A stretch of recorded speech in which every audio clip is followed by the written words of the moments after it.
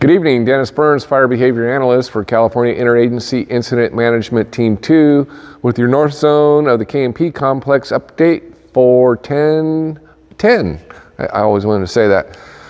So, starting in Division Union above Heartland, things are looking really good in here. I just took a flight, very little visible heat in there, but they continue working out, looking for those pockets of heat. Before we put any black on the map, but they are actually coming up with a plan to start suppression rehab and potentially start to backhaul some of the equipment out there. Moving on up the top into Division Sierra, below Park Ridge, or up on Park Ridge actually, things are looking really good in there. Again, buffering that line, going after any pockets of heat. There's a hose lay from the highway up to the top of the ridge. They're continuing to work this out. It's pretty heavy fuels in there. They're starting to get some decent depth, but that combination of how deep you want to go. There's still trees falling down. Last night, multiple trees came down across the road here. So they're just going slow to go fast. They've got the direct line going all the way down into Quail Flat, and then all the way along the highway. All this is looking really good. This may be black tonight. And then, the big story today is this crescent behind Montecito down to Stony Creek.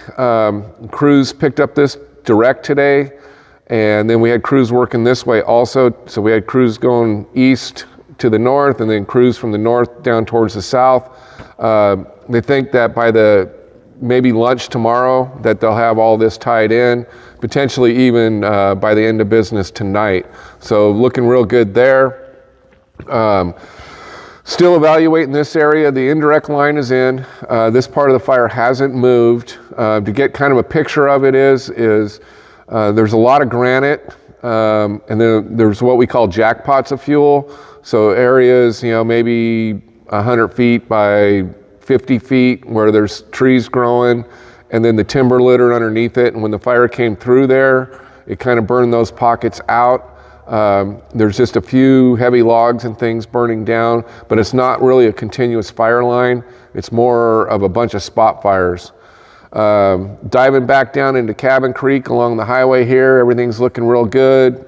Crews are continuing to work out those pockets of heavy fuel there, so we're feeling pretty comfortable there. Moving down into the Papa Lima Break. Again, this fire has not moved in several days. Got a flight over it. There's several small pockets of heat where it's kind of in dead and down timber, but this fire has not shown any progression. It's not shown any desire to move either. And then there's a massive granite face here. So even if this fire started to run, it's not really going anywhere. The highway here has been secured. You can see that that's black line. The other issue that we have is down here at the giant forest grove. They're actually going to go after this heat all along here and then to this edge, and then it basically goes straight down into the canyon. There's only several pockets of heavy fuels that are over the side of the edge that are burning. Doesn't really show any desire to progress. Kind of talked about, well, maybe we could put aircraft on it. The fear there is if we dumped a load of water on it with a copter, it would push it down into the drainage, and we don't want that to happen. It's hung up on rocks, so for right now, we're just gonna monitor it and let those fuels burn out.